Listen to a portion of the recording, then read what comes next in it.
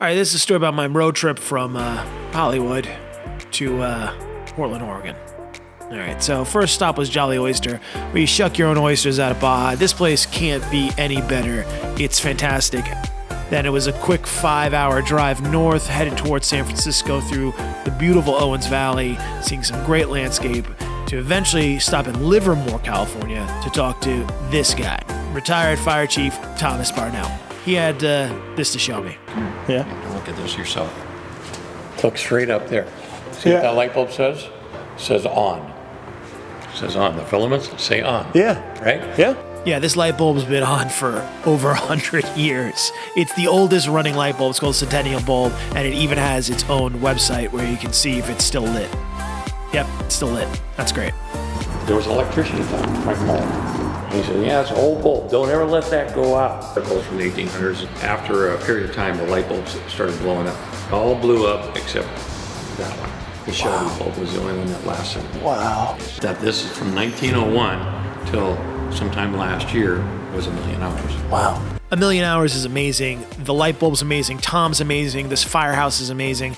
It was so cool. I did a little doc on it. Here's the link up top. Check it out. Next stop was San Francisco, one of my favorite cities in the world. See this little guy? Love him. And my best friend from college. But couldn't stay long. I had to jump out because there was lots of road to travel to go north, north, north. I hardly made it over the bridge when I found this gem of a place and had to take some pictures. So Point Bonita Lighthouse is gorgeous. Definitely worth a stop to check out. Traveling north a bit more, I had to stop again when I found this place.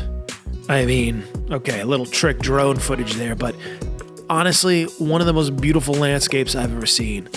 Redwood forest everywhere, with a train, a wet, damp trail. It was awesome. So I kept going north. I headed over some bridges, saw the sun setting, checked out this cool little covered bridge, and finally made it to Redding, California, which has a beautiful river which you can fly fish on, and this amazing sundial bridge, which frankly is the most beautiful bridge I've ever seen.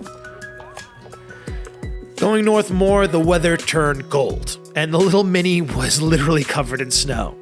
So I got out, took some drone footage of the snow in California, which is a rare sight for me, and eventually made it to Portland, Oregon. A very cool city with a beautiful waterfront. I mean, this place is just cool. It's even cooler in black and white. So here you go. Here's black and white. Great little downtown, very moody.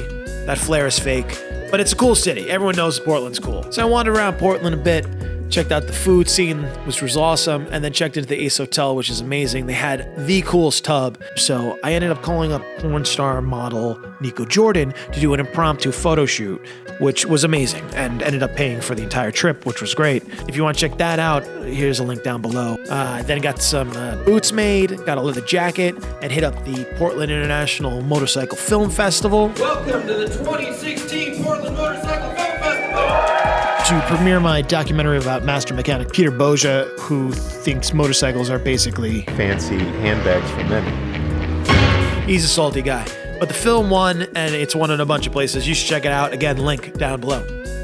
Then I headed out to Newport, which is on the coast there, to this amazing little town, home of Rogue Brewery, my favorite brewery in the world. So what happens in this room? It's just overflow, and when we're busy, and it's also the party room for banquets and stuff like that. This is a special place above the Rogue Brewery. You can actually sleep there. It's so cool. I can't even begin to tell you. The town is awesome. They got great little restaurants, obviously amazing seafood. And then walking around at night is just surreal. But there's this haunting sound of seals everywhere you go.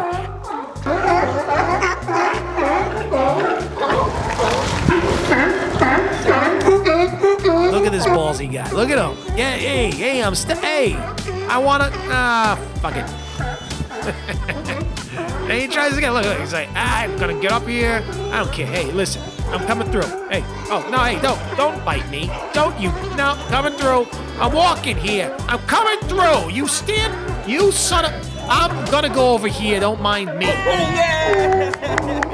I clapped too. Next, I headed over the bay to Rogue Brewery, which was an amazing trip. I got to talk to the owners, got to see how my magic elixir was made, and literally just watched everyone working, which was so much fun. Their brewery is amazing. They have a fantastic tap room, which is super cool. It was empty, which was crazy to me. This was pre-COVID. And then I got to meet the brewmaster, who's just, this amazing dude that knows everything about beer. In fact, everyone there knows everything about beer. They're just really good guys.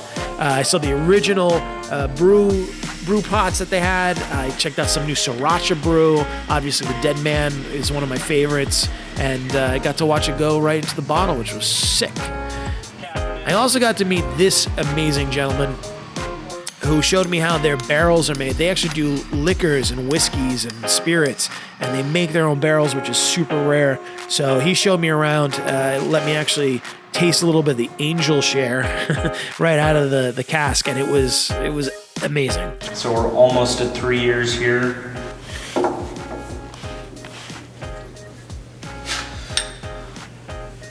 Obviously at barrel strength, it's a little tight. You know what I mean? Like, sure. You had a couple of drops of water kind of open it up a little bit. Oh yeah, man. And at 120 proof, it's not that offensive. No, it's not crazy at all. That's scary. Mm-hmm. It's extremely dangerous. Not that I'm a zombie guy or anything like that, but if you had to think about it, post-apocalyptic world, doctors and distillers will be like guarded. Yeah. The gods. Yeah. And I'm just putting that out there. Just not saying anything. Yeah. Just putting that out there. Really cool guy. Love him so much. All right, so then started heading back down. Obviously went through the Redwoods, down through the scenic roads. The Redwoods are this amazing place. These trees are thousands of years old, and it's unlike anywhere else on Earth. I just can't explain how beautiful it is and serene. It makes you feel alive and connected with everything. Going south farther still, hit into Big Sur, which is just even more beautiful, if you can imagine. These amazing cliffs that pour out into the Pacific Ocean. They have amazing lighthouses in Carmel. Beautiful landscapes, these rough rocks and blue oceans. It is a stunning little town. But I was there for Eselen, which is this retreat. If you know, then you know. It's on the side of the cliff. There's natural hot springs and possibly the best showers I've ever seen. You can get naked, shower, and watch whales go by, and then dance the night away. I mean, what more do you want? It's serene beauty. There's butterflies everywhere, and you just take your drugs, and you're super happy. Then you head over to Gigian's, which is a really old restaurant that makes really good food and has amazing wine. Anything from Santa Lucia is awesome, and that's going to fortify you for the road south. I stopped quick at this little seal beach. These guys are amazing.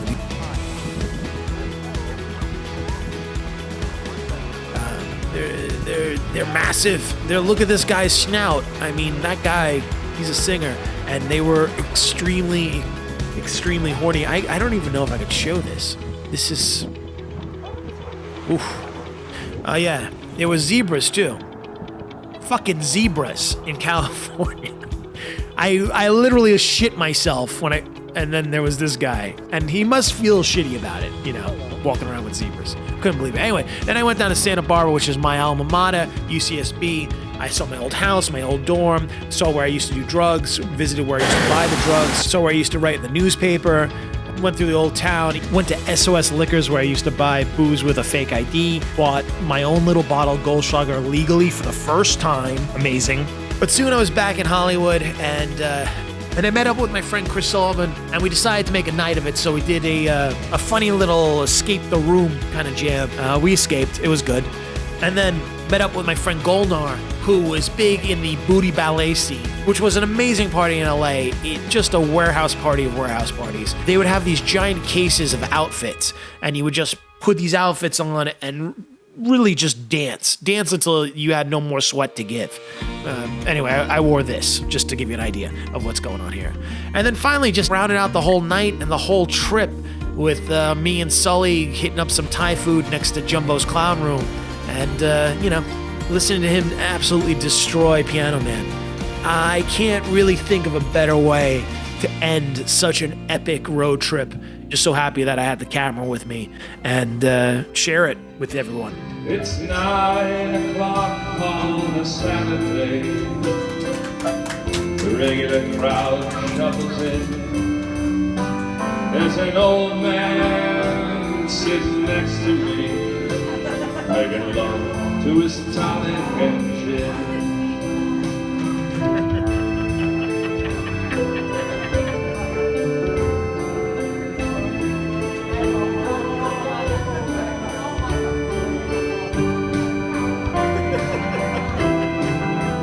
He says, son, can you play me a memory?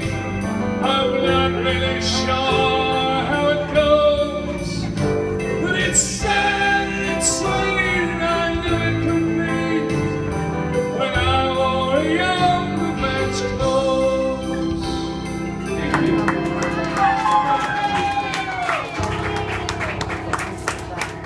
Give it up for the piano man.